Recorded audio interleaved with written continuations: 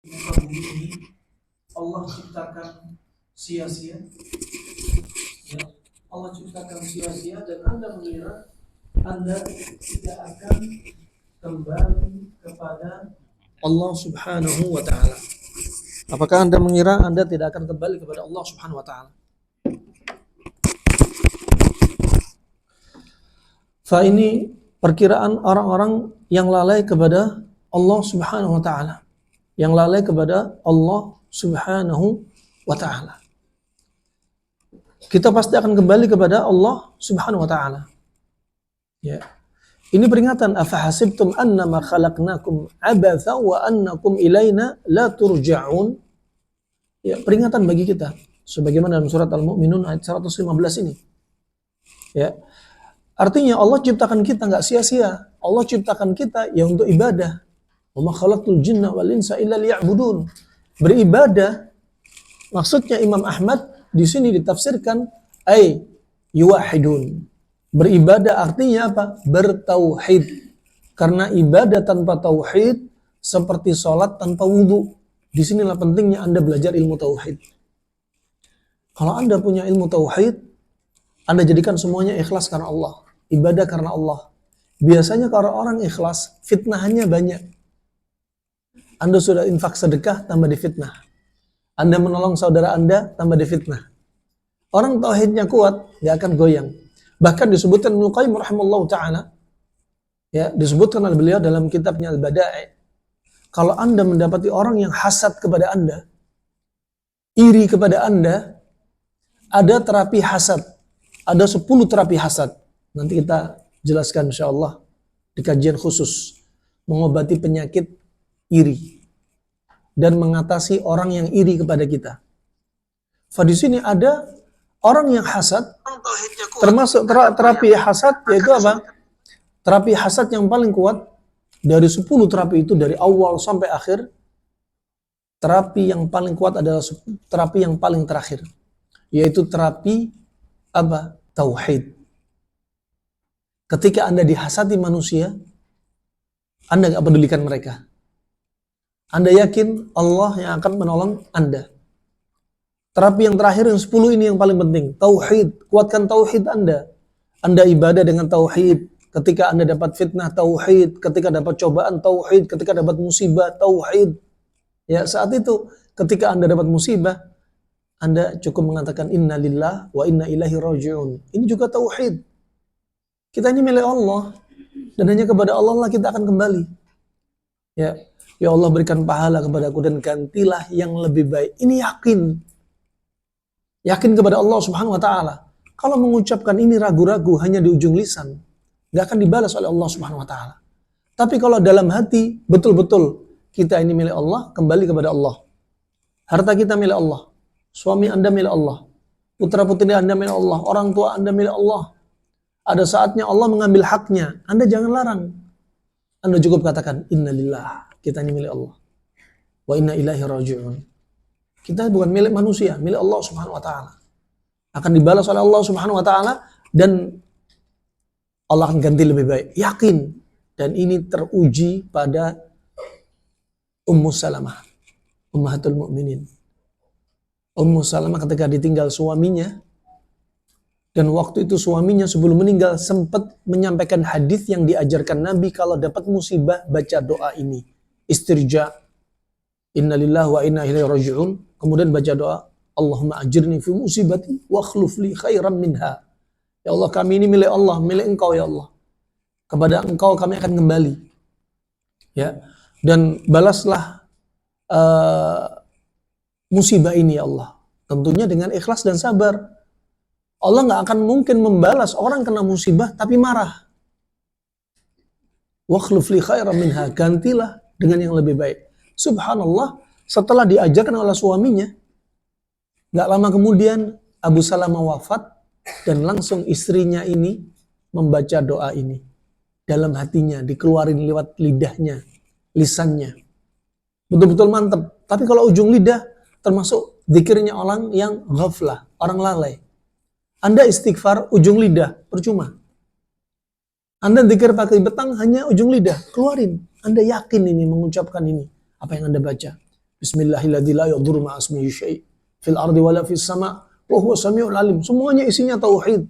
Al-Quran dari Al-Fatihah sampai An-Nas semua isinya tauhid. Maka satu kejahatan ketika dikatakan tauhid adalah dakwah pemecah belah umat. Umat nggak mungkin berpecah di atas apa? Kesyirikan, mustahil. Umat yang dibutuhkan itu bersatu di atas tauhid. Nah, fa subhanallah, ini rahimahumullah. Ya, dengan tauhid ini kemudian juga Ummu Salamah yakin dalam hatinya. Dan sampai dia berbicara, saya nggak akan menikah lagi dengan laki-laki lain kecuali yang lebih baik daripada Abu Salamah. Abu Salamah laki-laki yang tahu membagaimanakan istrinya. Abu Salamah laki-laki yang saleh. Dia nggak mau mendapat suami yang di bawahnya ketaatan dan kebaikan kepada istrinya di bawahnya Abu Salamah. Fa subhanallah, doa dia didengarkan oleh Allah Subhanahu wa taala. Dalam lubuk hati dia yang paling dalam. Gak lama kemudian digerakkan hati Rasulullah untuk meminang Ummu Salamah. Orang yang lebih baik daripada Abu Salamah, bahkan manusia yang terbaik, khairul anam, dari semua manusia, dari zaman Nabi Adam sampai hari kiamat, manusia yang terbaik Nabi SAW. Meminang Ummu Salamah, mendengar doanya Ummu Salamah. Dan Ummu Salamah ini wanita yang tua. Sampai dia berkata, ya Rasulullah, aku wanita yang tua. Dan Rasulullah tidak kendor. Apa kata Rasulullah? Aku lebih tua darimu ya Ummu Salamah. Dan Ummu Salamah disebutkan dia wanita tua. Ya, tapi apa? Disebutkan dia tetap cantik. Ya, Anda perhatikan ada wanita yang usianya 45 tahun tapi kelihatan masih usia 35 tahun. Kenapa? Ada sebab-sebab yang dijaga. Perasaan dijaga.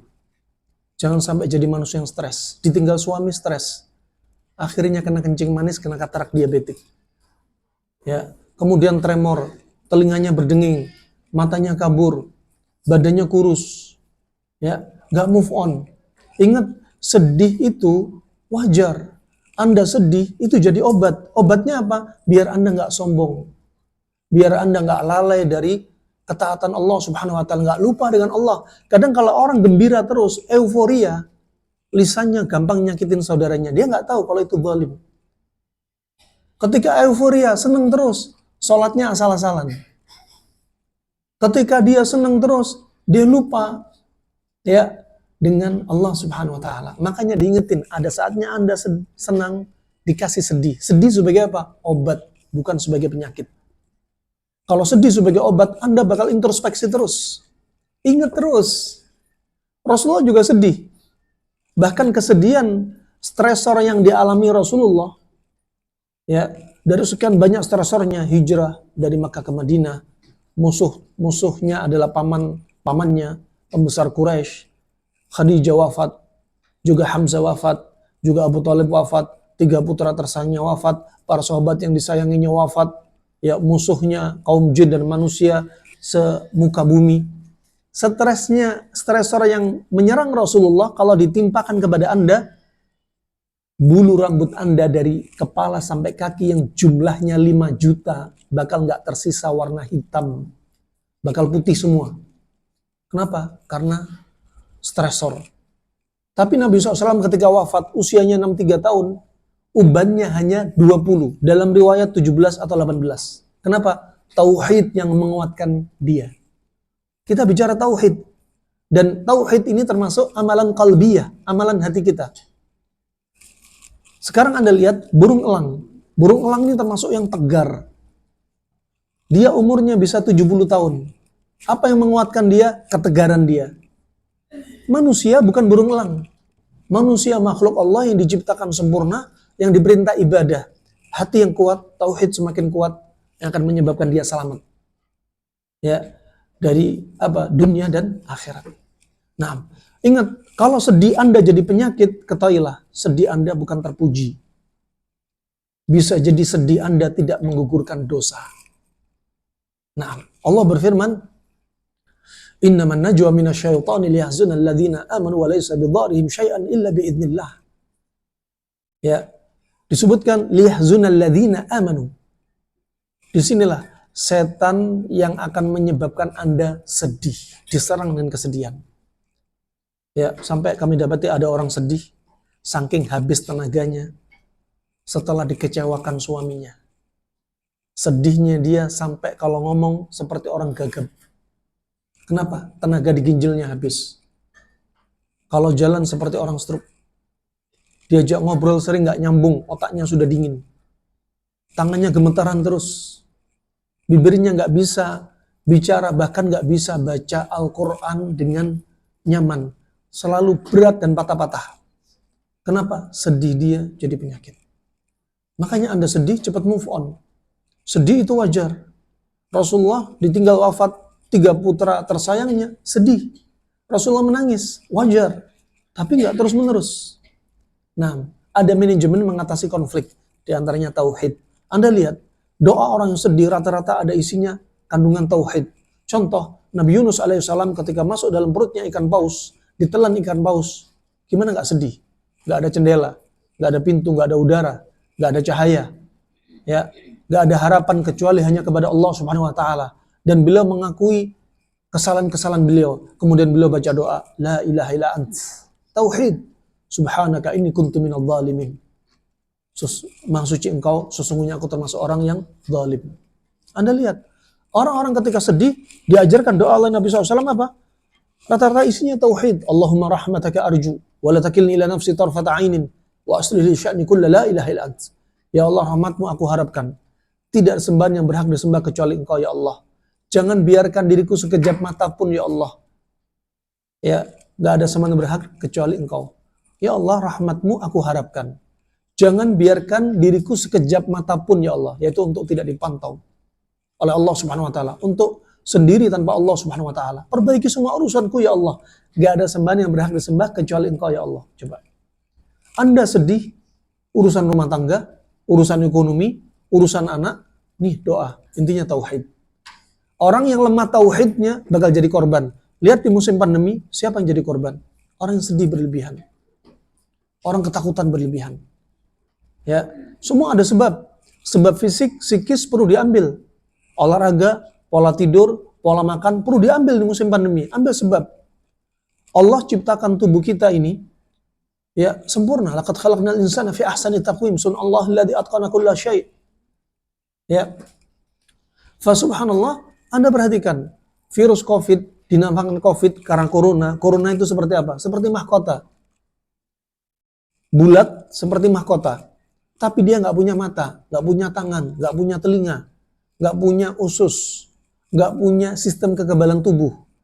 Tapi manusia ketakutan berlebihan. Padahal manusia diciptakan mata, telinga, kulit, hidung, pencernaan, lambung, liver, bahkan imun, antibodi diciptakan oleh Allah Subhanahu Wa Taala.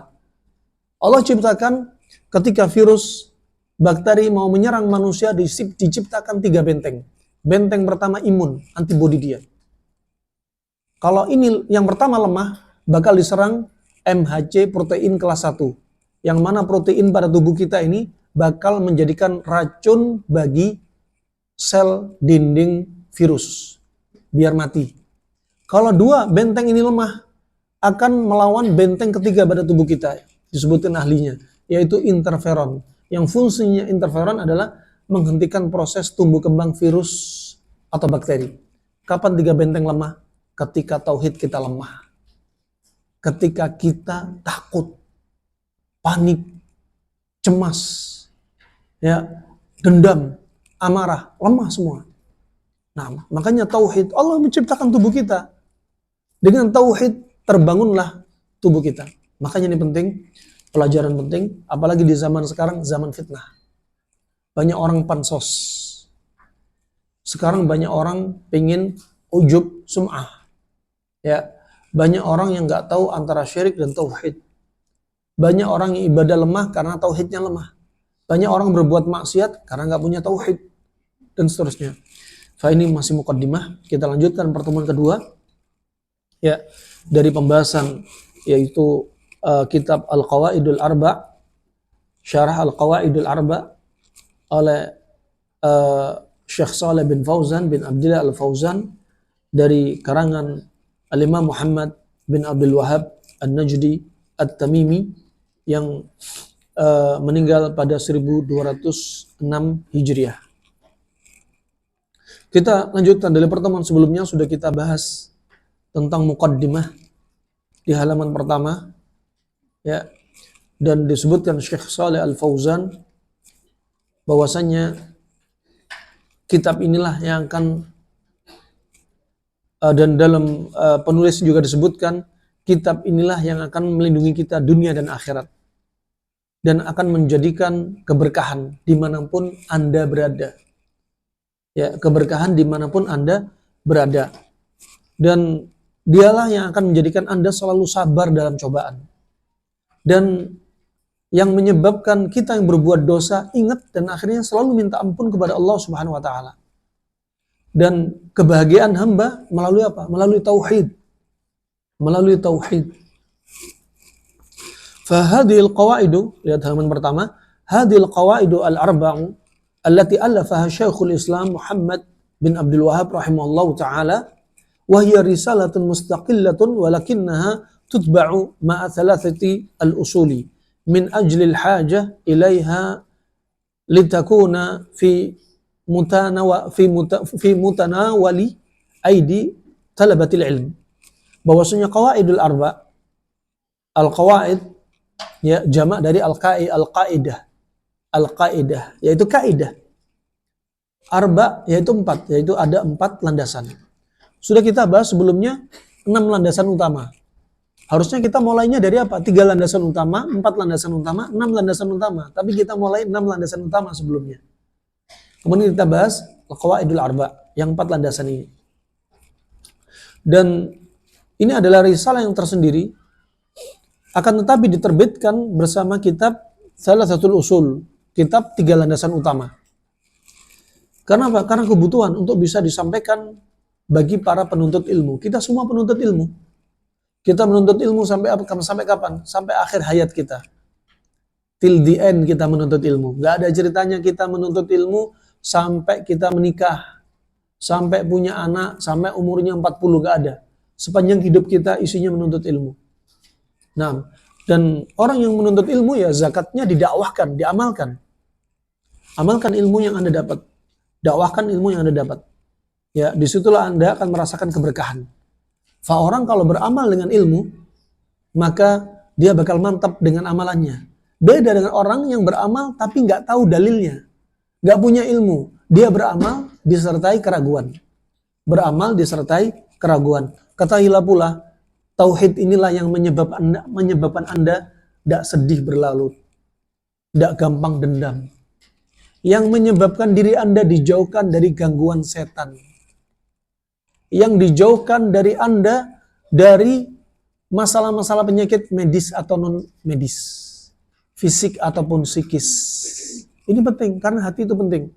Kalau Anda perhatikan terutama kaum wanita, di mana-mana kaum wanita kalau ada dibuka kasus pengobatan, mesti wanita jumlahnya lebih banyak yang sakit daripada laki-laki. Di rumah sakit, ya banyak sekali. Kenapa? Karena banyaknya penyakit bermunculan gara-gara hati. Ketika hati Anda kuat, ya maka saat itulah Anda ketika hati kuat, tauhid kuat, iman dengan qadha dan qadarnya Anda semakin kuat. Ketika ada cobaan, gak bikin Anda marah. Ya, mau dari manusia ataupun yang datang musibah dari Allah Subhanahu wa taala. Saat itulah Anda menjadi orang yang tegar. Ya, tauhidnya kuat. Ujung-ujungnya serahkan semua kepada Allah Subhanahu wa taala. Nufawwidu amri ilallah. Ufawwidu amri ilallah. Aku serahkan semua urusan kepada Allah Subhanahu wa taala. Kenapa? Karena tauhid Anda sudah berusaha. Ya, serahkan sama Allah. Anda sudah berdakwah, nggak nerima, serahkan sama Allah Subhanahu wa taala.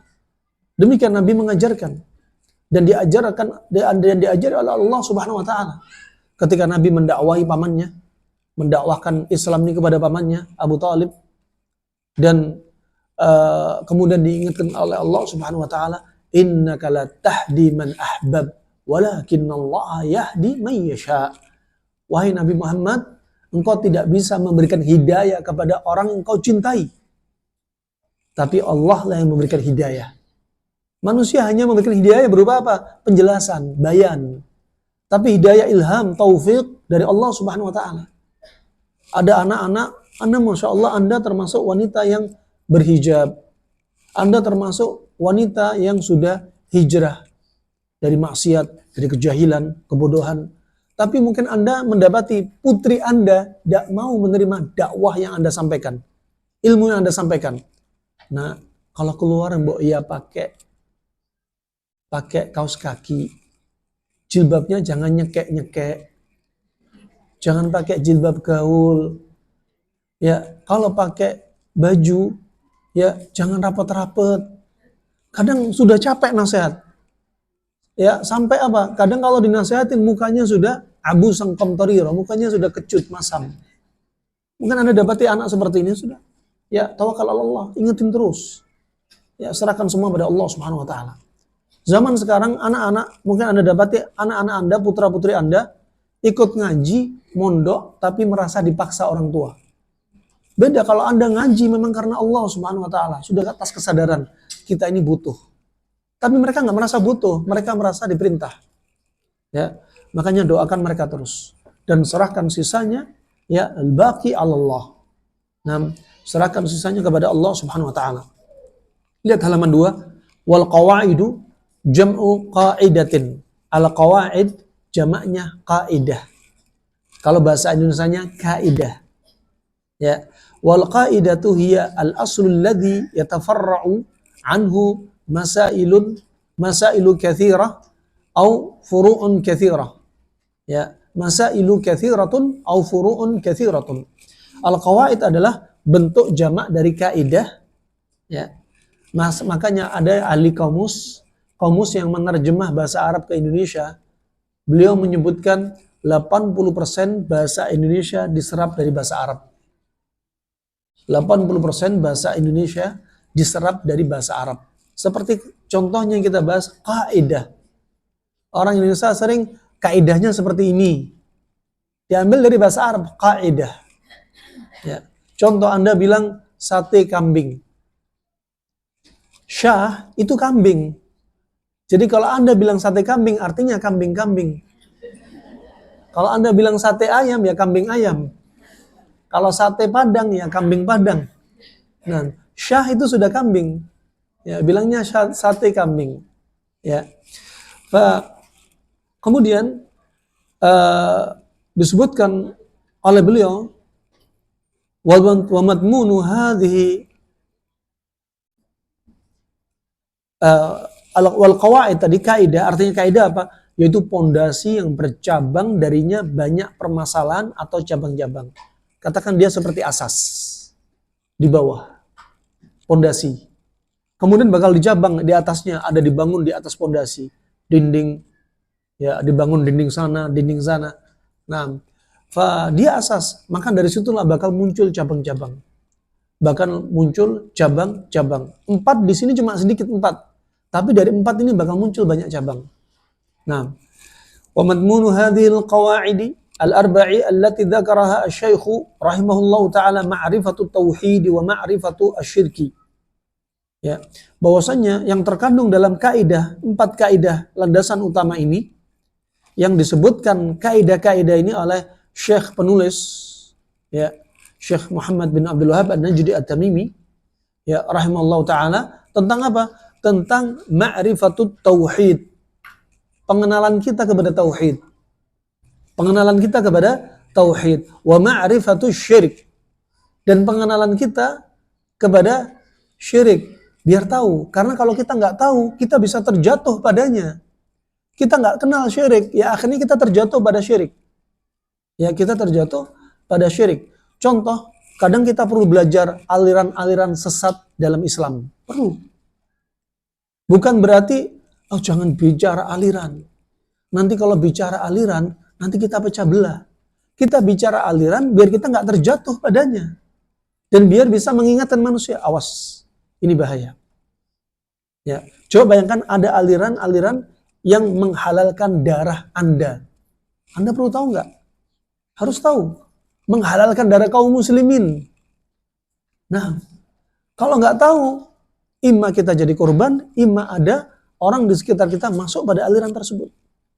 Nah, oleh karena itu kita belajar untuk tahu biar kita nggak terjatuh padanya. Termasuk belajar tauhid biar nggak terjatuh dalam syirik, biar kita selalu berpegang teguh dengan tauhid. Kita belajar syirik biar kita nggak terjatuh padanya. Dan kita biar tetap memanifestasikan tauhid. Anda perhatikan, Anda bersyahadat, asyhadu an la ilaha illallah wa asyhadu anna Muhammadar Rasulullah. Asyhadu an la ilaha illallah, biar Anda memanifestasikan tauhid. Mengikhlaskan ibadah Anda hanya karena Allah, bukan karena manusia, bukan karena kuburan, bukan karena wali, bukan karena kuburan, bukan karena lautan, bukan karena penjaga ini, penjaga itu menurut manusia, tapi kita semua karena Allah Subhanahu wa taala. Nah, coba Anda perhatikan, orang nyembelih kepala sapi di lautan. Nah, nyembelih, sembelihan itu termasuk ibadah. Ya, ibadah ini hanya untuk Allah Subhanahu wa taala. Sesembelihan yang arti sesajen ini hanya untuk Allah Subhanahu wa taala. Enggak boleh dipalingkan kepada selain Allah, karena sarful ibadah li ghairillah syirik. Memalingkan ibadah kepada selain Allah, wahiyya min khasaisillah, yang padahal ibadah itu hanya khusus untuk Allah, dijadikan untuk selain Allah, untuk penjaga lautan biar nggak tsunami. Akhirnya tambah jadi tsunami, tambah jadi likuifaksi, tambah jadi bumi ditenggelamkan, tambah jadi angin puting beliung dan seterusnya. Lihat manusia imannya lemah. Untuk panen harus nyembelih kepala sapi di bawah pohon di tengah sawah. Katanya penjaga sawah. Subhanallah.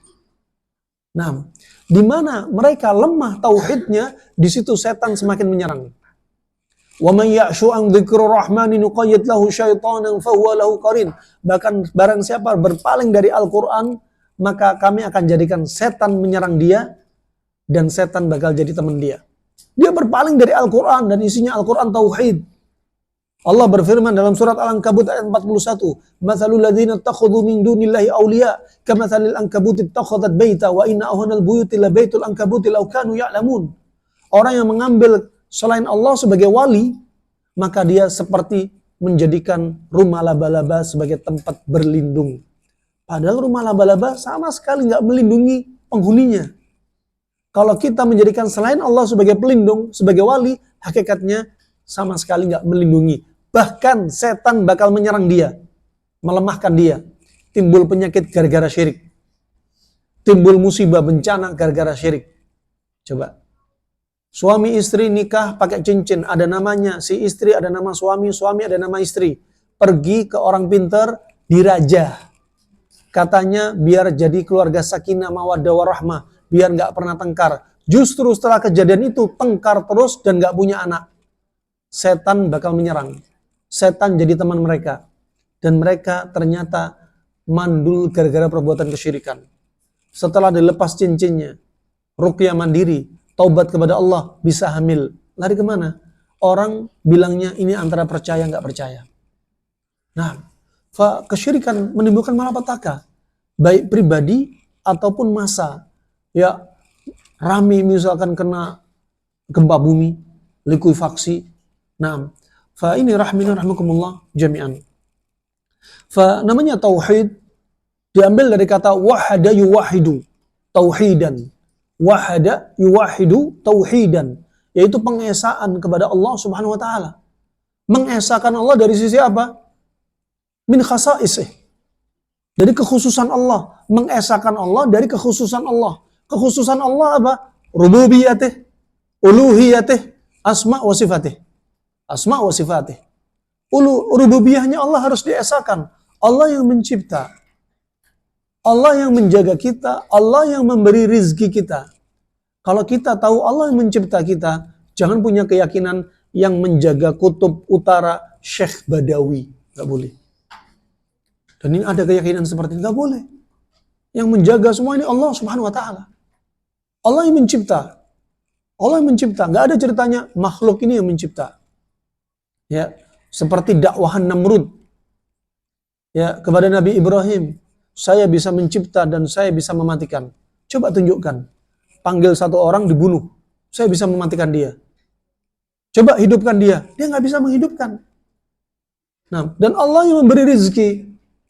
Makanya kalau minta rizki kepada Allah Subhanahu Wa Taala, ada orang yang nggak punya anak, lama nggak punya anak, minta rizki, minta rizki kepada siapa? Katanya kepada yang mengaku cucunya Rasulullah. Nah, permisi ini terjadi di di daerah Yaman Selatan. Pasien-pasien kami yang datang, dia cerita. Ya, ada yang sebagainya sudah tobat, ada yang masih terpuruk di situ. Ada wanita lama nggak punya anak, suruh keliling di lapangan dekat masjidnya orang yang dianggap wali ini. Apa yang dilakukan orang yang dianggap wali ini? Tangannya orang ini dipukulin ke bokongnya wanita.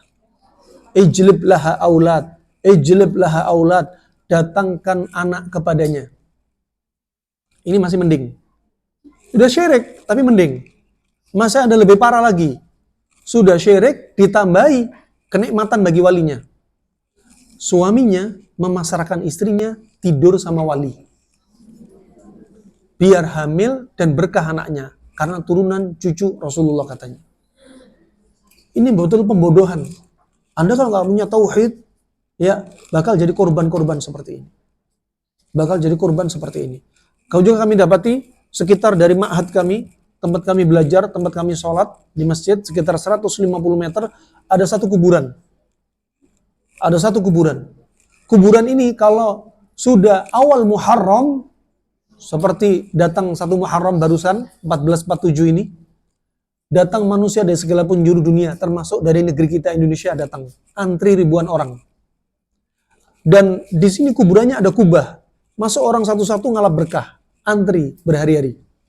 Di antaranya ada wanita yang lama nggak punya anak. Permisi, permisi. Wanita ini masuk ke kuburan dan permisi akramakumullah, ini al-haq harus sampaikan. Dia ngangkang di atas kuburan. Kemudian sengaja wanita ini nggak pakai pakaian dalam.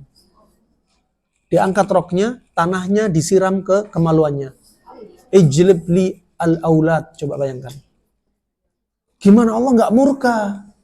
Gimana Allah nggak menimbulkan penyakit pada orang itu? Gimana Allah nggak bikin musibah bencana pada kaum tersebut? Kalau kita diam saja, akan Allah ratakan dengan apa? Musibah. Dari Abu Bakar As-Siddiq, Nabi SAW bersabda, riwayat Abi Daud disahkan Syekh Al-Albani rahimahullah ta'ala, ma min qaumin ya'malu fihim al-ma'asi wa yastati'una yughayyiru wa lam yughayyiru illa yushiku ay ya'ummahumullahu minhum bil iqab. Kalau ada satu kaum, katakan kita kaum yang sudah belajar, kita melihat saudara kita di samping ngalap berkah kepada kuburan, istighatsah kepada mayit, ya, dan lain sebagainya. Dan istighatsah kepada mayit termasuk syirik besar yang paling besar. Nah, kita kalau minta tolong kepada orang yang masih hidup, kepada orang yang mampu, dan orang yang ada, ya, ini penting. Wah subhanallah, orang melakukan istighatsah dengan cara, karena istighatsah yang benar bukan seperti itu. Istighatsah yang benar, contoh, orang-orang musyrik di masa silam, ketika diombang-ambing ombak yang besar, wa idza raqibu fil fulki da'ullaha mukhlishina lahuddina hunafa, ya, wa disebutkan fa idza raqibu fil fulki da'ullaha mukhlishina lahuddin, ya, falamma najjahum ilal barri, ya, idahum yusyrikun. Fa Anda perhatikan di sini orang-orang musyrik di masa silam, ya, mereka ini ketika diombang-ambing ombak, mereka mengikhlaskan doa mereka hanya kepada Allah Subhanahu wa taala. Mengikhlaskan doa. Doa termasuk ibadah apa bukan? Maka ibadah itu ikhlas untuk Allah Subhanahu wa taala. Ikhlas untuk Allah. Ini orang musyrik. Ketika diombang-ambing ombak mengalami kesulitan, dia ingat Allah semata, nggak ingat walinya, nggak ingat kuburannya, nggak ingat pohonnya, nggak ingat berhalanya, nggak ingat. Ingatnya hanya Allah. Kenapa? Sedang susah, nggak ada yang mau disembah kecuali kembali kepada Allah. Ini istighatsah yang benar itu apa? Hanya kepada Allah. Dan istighatsah termasuk doa. Ay talabul ghauth. Anda minta pertolongan kepada Allah Subhanahu wa taala, mintanya kepada Allah, bukan kepada makhluk. Ya, bukan kepada makhluk. Makanya diingetin Allah Subhanahu wa taala dalam surat Al-Ankabut ayat 65 ini. Fa idza raqibu fil fulki da'ullaha mukhlishina lahuddin falamma najjahum ilal barri idzahum yusyrikun. Ya. Jadi mereka ketika digoyang ombak, mereka doa kepada Allah ikhlas. Tapi ketika mereka selamat sampai daratan, balik musyrik. Kenapa? Sudah selamat dalam keadaan riang gembira. Dada sudah lapang. Syirik lagi. Nah, tapi di zaman sekarang beda. Dalam keadaan senang, berbuat syirik, ketika digoncang tsunami, gempa bumi, tambah syirik. Di kaki Gunung Rinjani didapati kepala sapi banyak banget. Yang Gunung Rinjani sudah hancur, gempa di Lombok pada waktu itu, ya lebih dari 1.500 kali gempa, sampai orang nggak berani tinggal di gedung, harus tinggal di bawah tenda. Ya, tapi apa? Kepala sapi tambah banyak ketika gempa. Harusnya apa? Tambah memurnikan kepada Allah Subhanahu wa taala. Dan ini rahimahullah jami'an yang harus dilurusin. Kalau kita diam saja, nggak mengingatkan, akhirnya seperti hadis Abu Bakar As-Siddiq yang disampaikan Nabi SAW, kalau ada satu kaum itu tahu. Melihat kaum yang lainnya berbuat syirik, zina, maksiat, hubungan sama jenis, judi, dan lain sebagainya. Diam. Akhirnya apa? Padahal kita mampu untuk mengingatkan dengan lisan, dengan tangan, lapor pada pihak berwajib, lapor kepada para ulama setempat, kita bisa. Tapi kita diam. Hati nggak mengingkari. Nggak ada tindakan. Akhirnya apa? Allah akan ratakan semua dengan siksaan. Kalau ada gempa bumi, apakah Allah pilih-pilih? Mana muslim-muslim, non-muslimnya? Hewan manusianya? Nggak pilih-pilih. Orang soleh dan orang tolehnya? Nggak pilih-pilih. Ketika likuifaksi, apakah Allah pilih-pilih? Nggak, diratakan oleh Allah Subhanahu wa taala. Artinya, kita bakal kena dampak gara-gara perbuatan mereka. Makanya kalau ada kaum, ketika Anda nasihatin, Pak, tolong jangan mabuk di kampung kita ini. Kami nggak mau ada orang mabuk di sini. Pak, jangan pesta, permisi, pesta ya seperti kawin kebu di kampung kami ini. Sampai disebutkan pihak pemerintah, negeri kita ini yang kawin kebu angkanya 43 juta. Itu yang ketahuan. Sampai disebutkan Kemensos, anak usia 12 tahun, 90% sudah pernah melihat film porno. Coba, di mana orang tua? Gimana al-amr bil ma'ruf wa nahyu 'anil munkar? Wah subhanallah, kalau mereka menjawab pelaku maksiat, pemabuk, yang sesama jenis dan sebagainya, kalau mereka berkata, ini tanah kita bareng-bareng. Saya maksiat, urusan saya. Kalau kamu orang alim merasa alim, ya urusan kamu, jangan urusi urusan kami. Jawab dengan hadis ini. Nabi kami sudah ngingetin, kalau kalian berbuat maksiat dan kami diem, maka Allah akan ratakan kita semua dengan siksa. Aku nggak mau, biar kamu saja yang disiksa. Jadi kamu minggir saja dari kampung ini.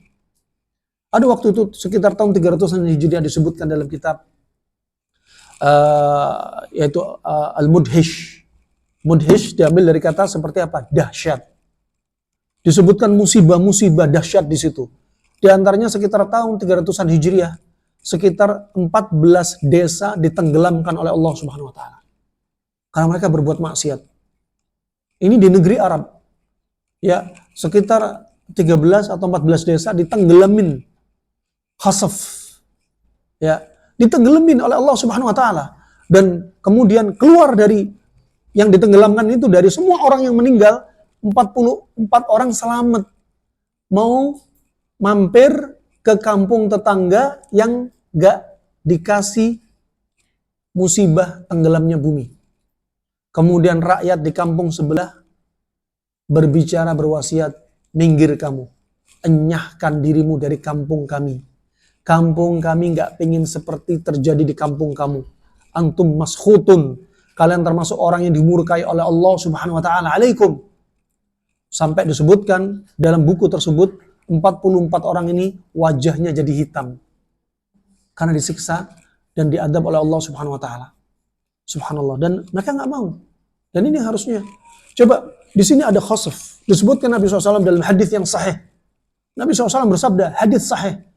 Kalau Anda mau bicara tentang musik, ada kitab tentang musik khusus. Bicara tentang Al-Quran yang katanya musik nggak dilarang dalam Al-Quran. Ternyata banyak para ulama termasuk Ibnu Abbas bicara tentang musik dalam Al-Quran. Dalam tafsirnya. Dan Ibnu Abbas orang yang paling tahu tentang tafsir. Kenapa? Doa Nabi. Allahumma faqihhu fid din wa 'allimhu at-tafsir. Ya Allah, pahamkan dia dalam urusan agama dan fahamkan dia dalam urusan tafsir. Tafsir banyak banget. Hadis Nabi juga demikian, banyak. Salah satunya hadis Nabi SAW ketika Nabi berwasiat, satakunu fi akhir zaman al-khasaf. Sayakunu fi akhir zaman al-khasaf wal qadhaf wal masah. Nanti di akhir zaman akan terjadi meteor berjatuhan, batu-batu jatuh dari langit, termasuk kaumnya Nabi Lut yang dilempar batu. Termasuk pasukan gajah ya dengan burung ababil dilempar batu. Zaman sekarang pun pernah terjadi. Ada di satu daerah di Sumatera, tanpa saya sebut namanya, pengakuan dari orang yang tinggal di sana, satu aparat mengambil satu wanita, zina rame-rame. Allah lemparkan batu dari langit hanya di sekitar mereka saja. Subhanallah. Ini terjadi. Kemudian akan terjadi khasaf. Khasaf itu apa? Bumi ditenggelamkan. Seperti kaum Nabi Lut, dibalik, yang di bawah, di atas, atas di bawah, ditenggelamin. Dan Anda perhatikan di YouTube, Anda bakal lihat bumi ditenggelamkan sudah banyak sekarang. Tiba-tiba jatuh. Begitu pula Anda lihat likuifaksi yang di Palu sebenarnya seperti khasaf. Kemudian masah. Masah seperti apa? Manusia dirubah wujudnya menjadi wujud yang jelek. Ada manusia yang disiksa oleh Allah Subhanahu wa taala, wujudnya menyeramkan. Ada yang seperti dijadikan monyet seperti orang Yahudi di masa silam. Dan kemudian para sahabat saking takutnya kejadian ini terjadi pada mereka, mereka bertanya, "Ya Rasulullah, mata takunu dzalik?" Ya Rasulullah, kapan ini terjadi? Kata Nabi SAW, "Idza kathura al-qainat." Jikalau para penyanyi wanita, bidu wanita merajalela.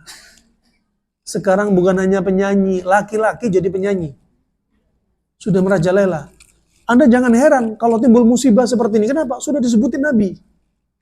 Kemudian apa? Wal ma'azif. Dan jikalau alat musik sudah dihalalkan.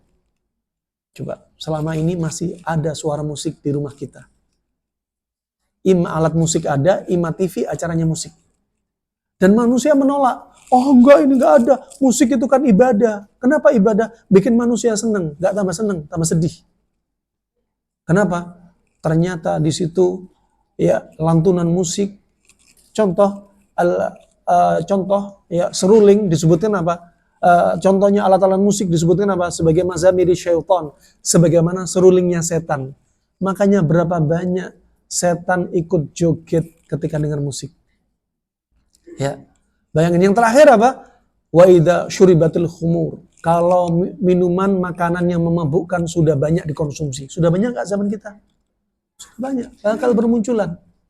Makanya tekankan tauhid, ini penting. Kalau orang tauhid, jauh dari kebodohan, jauh dari maksiat, jauh dari dosa, jauh dari syirik, jauh dari malapetaka, jauh dari penyakit. Ini penting.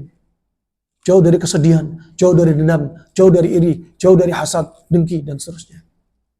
Maka ini penting, alhamdulillah jami'an. Juga disebutkan diantaranya dalam riwayat yang lain, kathratuz zalazil, semakin banyaknya muncul gempa bumi. Itu tanda hari kiamat. Di zaman Nabi sekalipun gak ada gempa bumi.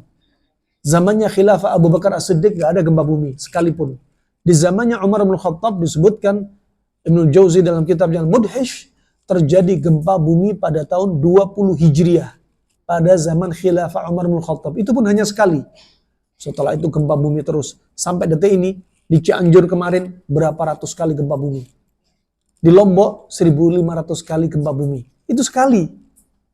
Ini zaman Umar bin Khattab, seumur hidupnya Umar jadi khalifah, baru sekali. Nah, kenapa itu semua? Kembali kepada diri kita. Begitu pula munculnya wabah. Di zaman para ulama juga muncul wabah. Di zaman kita, wabah bertubi-tubi. Nah, kenapa? Karena perbuatan maksiat kita. Maka apa? Tauhid diambil dari kata apa tadi? Wahada yuwahidu tauhidan.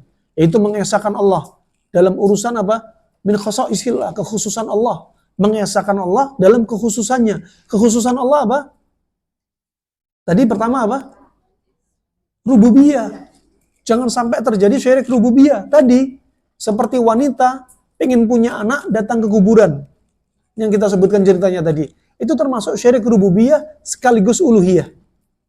Kalau dia minta kepada selain Allah, yang Allah itu maha mendengar, dia meyakini kuburan maha mendengar, jadinya syirik uluhiyah. Asma wa sifat juga sekalian kena. Nah, dan di masa silam, orang-orang musyrik di masa silam terjatuhnya pada kesyirikan uluhiyah. Rububiyahnya mereka mengesahkan Allah. Allah yang mencipta, Allah memberi rezeki, Allah menjaga semesta alam. Tapi di zaman sekarang, rububiyah pun terjadi. Ya, rububiyah pun terjadi kesyirikan. Nah ini kemudian apa? Kekhususan Allah dari sisi uluhiyah, peribadatan. Doa termasuk ibadah, namanya doa hanya kepada Allah.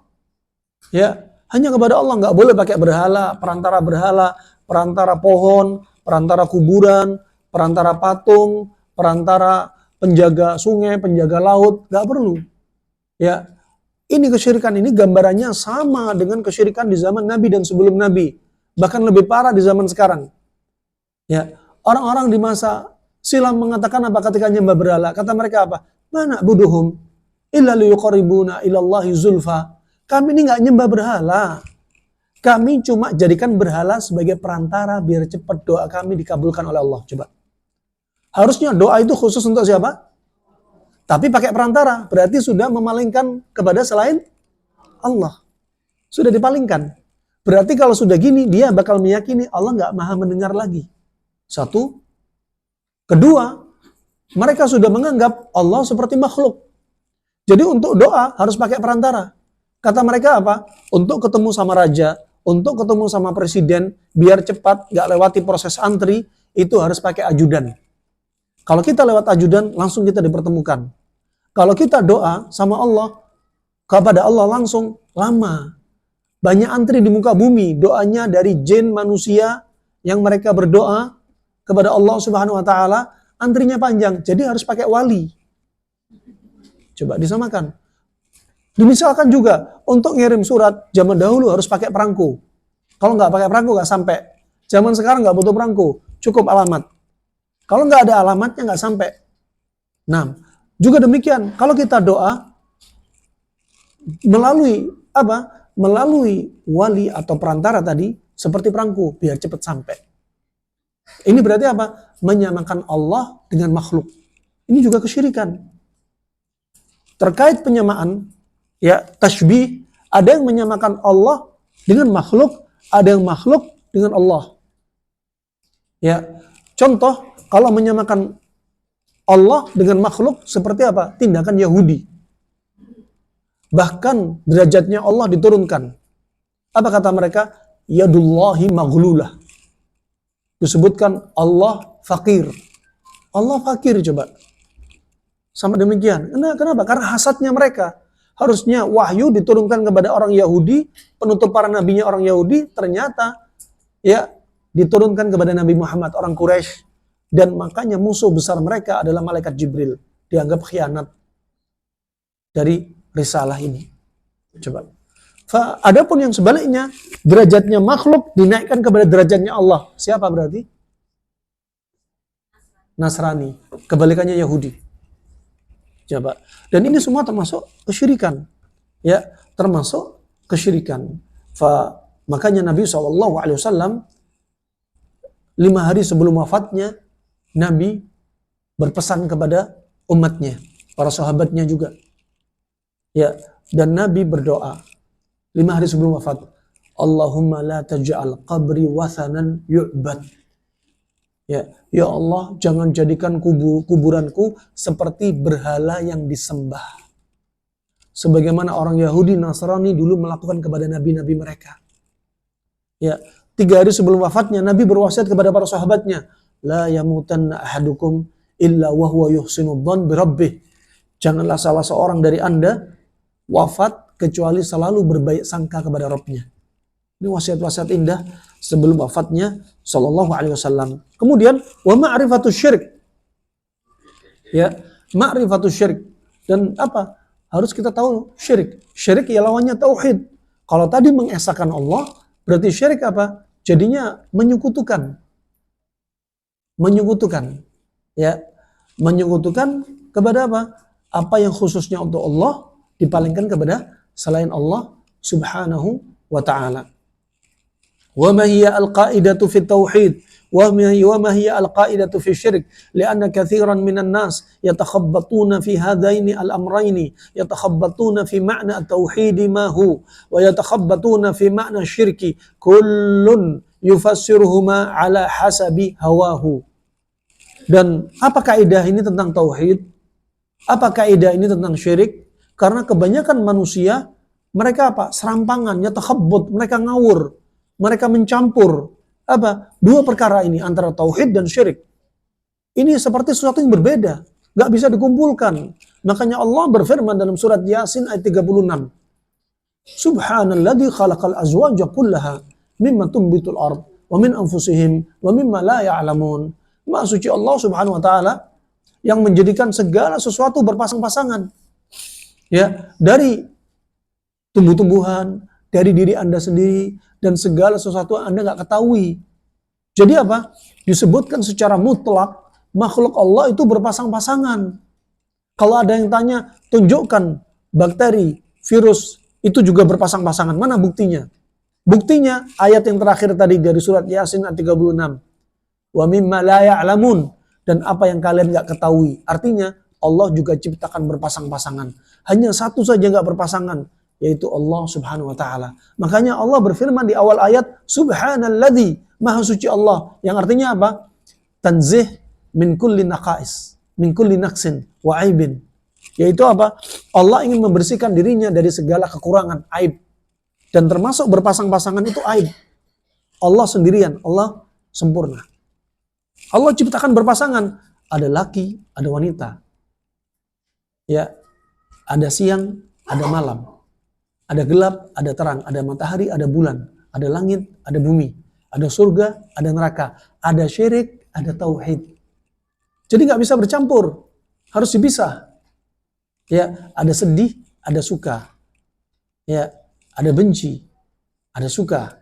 Kemudian ada taat, ada maksiat, ada al-haq, ada al-batil. Ya. Kemudian juga ada sehat, ada sakit, ada hidup, ada mati.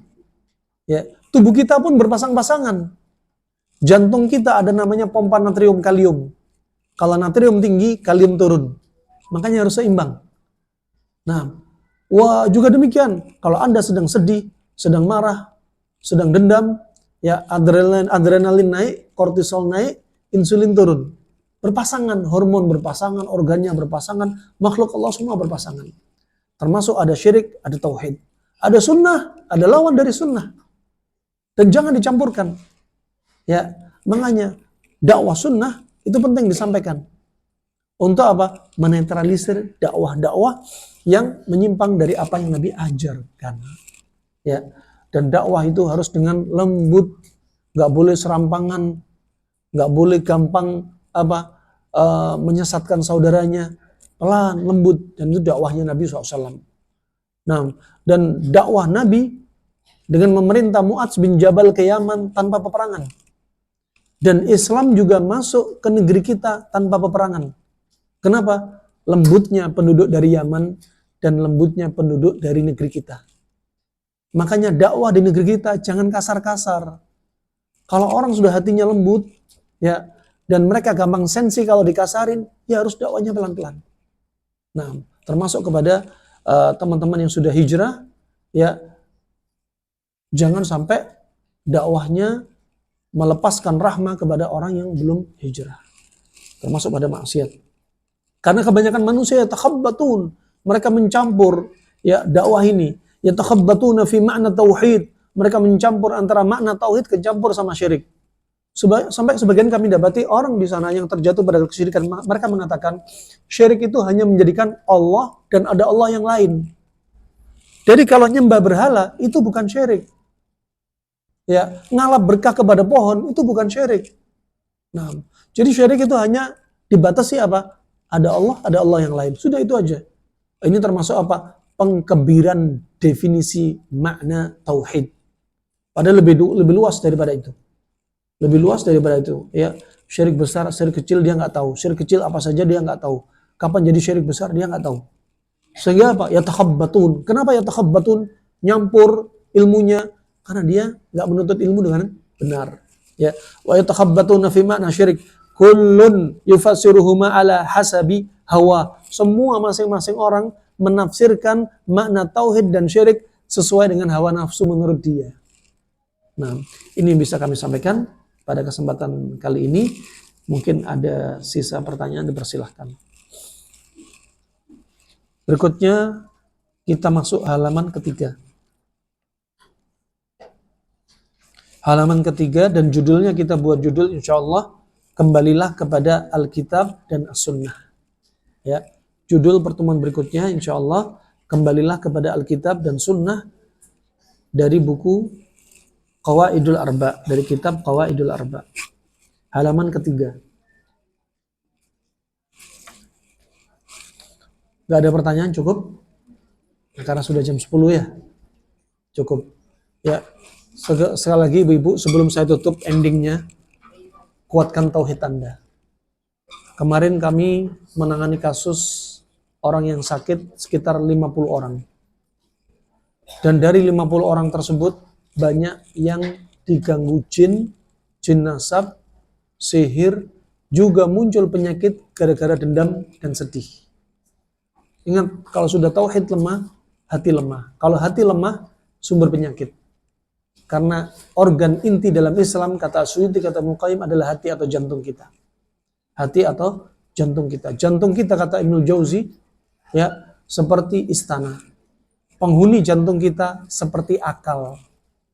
Kalau sudah pintu gerbang dari istana, bentengnya sudah lemah, setan dan iblis masuk.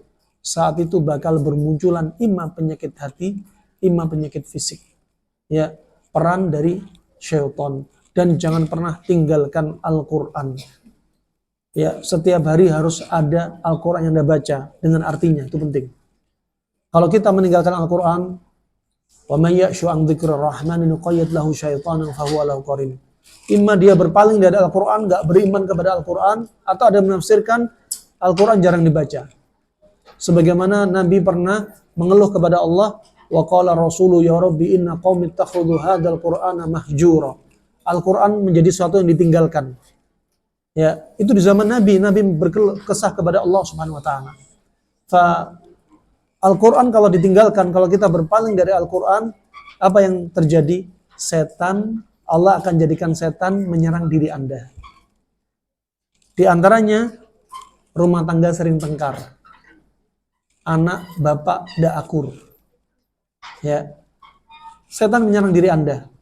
Kemudian rumah Anda bakal ditempati setan. Banyak hewan yang diperintah Nabi untuk dibunuh berkeliaran. Cicak, tikus, ular pun masuk. Kalajengking pun masuk. Ada hewan yang lainnya juga. Lipan, kaki seribu, ya, semut merah, lalat, bau aroma kadang timbul aroma busuk. Banyak suatu berkelebat di rumah dia. Hawa rumahnya panas. Ya, banyak lampu sering putus. Ini sudah auranya Anda sedang diserang oleh mereka. Anda sedang jauh dari Al-Quran. Ya, akhirnya apa? Setan bakal jadi teman. Setan bakal jadi teman. Insya Allah itu saja yang bisa kami sampaikan. Semoga bermanfaat untuk kita semua. Semoga ya.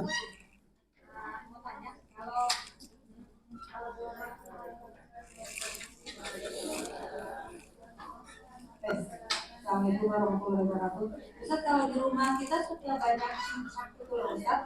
Kadang ada yang kecil. Saya kalau di kamar mandi itu kalau itu kecil tetap saya bunuh. Apakah saya dosa? Enggak, bukan dosa. Bahkan dianjurin. Memang dianjurin Nabi untuk dibunuh. Dan sebaliknya, hewan yang dianjurin untuk dibunuh, kalau banyak bermunculan, ini berarti benteng di rumah Anda lemah. Ya, subhanallah, ada kasus pasien kami. Ibu-ibu ini mulai rutin baca Al-Quran. Yang sebelumnya rumah banyak cicak, dia heran. Cicak nggak muncul satupun, kata dia. Padahal saya nggak pakai racun cicak. Hilang semua cicak. Ada kasus seorang wanita yang bapaknya meninggal. Ketika bapaknya meninggal, keluar kecoa banyak. Ada yang keluarganya meninggal, tikus keluar banyak. Ternyata ada kasus sihir. Ternyata ada kasus jin nasab. Ya, mereka bermunculan akan mengganggu apa? Diri Anda dan rumah tangga Anda. Makanya benteng Anda ini, benteng tauhid itu penting. Ya, di antaranya orang nggak percaya. Ya, bahwasanya munculnya hewan-hewan ini termasuk alarm bagi rumah Anda. Oh, rumah saya memang dekat sawah. Oh, ini memang rumah tua. Subhanallah, sering baca Al-Quran nggak? Setelah dia rutinkan, ternyata benar. Walaupun rumahnya tua, tikus nggak masuk, cicak nggak masuk. Nah, ya ada yang masuk mungkin dalam bilangan wajar, memang rumahnya kotor, bau, ya wajar dia penyebabnya. Tapi ada yang masuk selain kotor, bau, disukai jin, juga hewan tadi sebagai alarm. Ada aura mereka yang sedang tinggal bersama Anda. Sunnah-sunnah nggak diamalin, masuk rumah nggak baca doa Bismillahi Assalamualaikum. Ketika nggak ada orang nggak baca Bismillah Assalamualaikum wa ala ibadillah sholihin. Ketika mau makan nggak baca Bismillah, ya setan ikut makan, setan tinggal di rumah itu, tidur di rumah itu. Mau tidur nggak baca doa, hidung dia jadi tempat tinggal setan, jadi ranjangnya setan. Telinga dia jadi tempat toilet, kencing di telinga biar nggak dengar suara azan. Dan demikian makar-makar syaitan. Wallahu a'lam bishawab. Cukup insyaallah. Ya, ada yang pertanyaan terakhir dari belakang.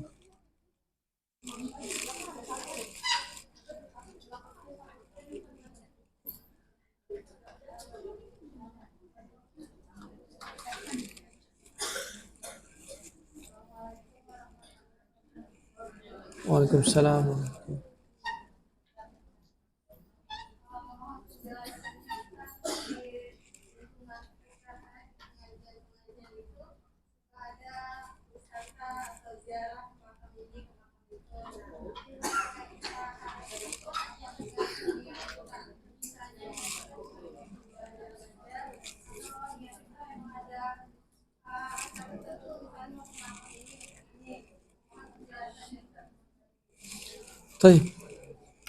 Ziarah ke makam itu masyru', disyariatkan. Tapi kadang ada orang mengkhususkan. Ya, seperti di antara Nabi bersabda, nah Nabi SAW an syaddir rihal. Nabi melarang kita untuk melakukan perjalanan jauh, an ziaratul kubur. Melakukan perjalanan jauh untuk ziarah kubur itu dilarang sama Nabi. Misalnya kita ziarah ke Jawa Timur, ke makam siapa? Ngapain jauh-jauh? Artinya ziarah kubur itu untuk apa? Untuk ngingetin kita akan kematian.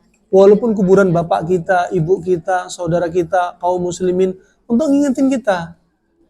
Bukan perjalanan jauh khusus untuk ziarah kubur fulan. Akhirnya bakal terjatuh apa? Makanya ditutup syaddud dhara'i. Pintu-pintu celah yang manusia terjatuh ke arah sana, ngalap berkah, ditutup. Kalau ke sana khawatir sudah jauh-jauh, ya ngapain kalau nggak ngalap berkah, ngambil pasir kuburannya dan seterusnya. Ini nggak boleh, ya makanya nggak boleh. Bahkan kalau Anda umroh niatnya hanya untuk ziarah kuburan Nabi, nggak boleh. Ziarah kuburan Nabi, Abu Bakar, Umar itu hanya sebagai paket dari ibadah umroh. Ya, ibadah umroh selesai, Anda di Mekah selesai. Tapi ada anjuran-anjuran disunahkan. Tapi kalau Anda umroh niatnya, saya ingin ziarah kuburan Nabi. Beda kasus, beda niat. Ya, jadi ziarah kuburan dulu yang pertama dilarang untuk kaum wanita oleh Nabi. Untuk kaum laki-laki juga dilarang. Kemudian setelah dikasih kelonggaran, kaum laki-laki berziarah.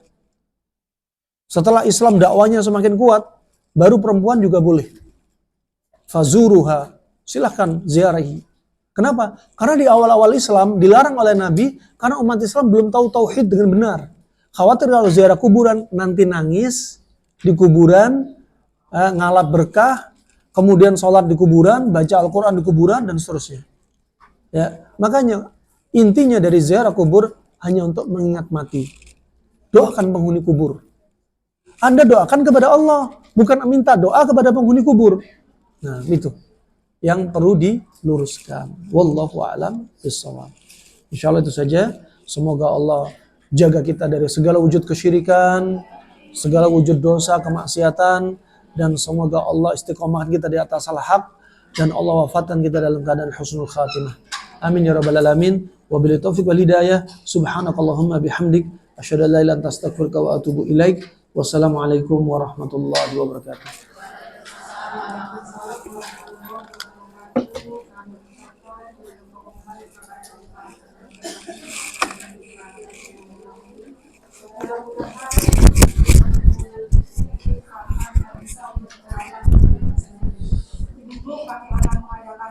Saya ambil satu deh.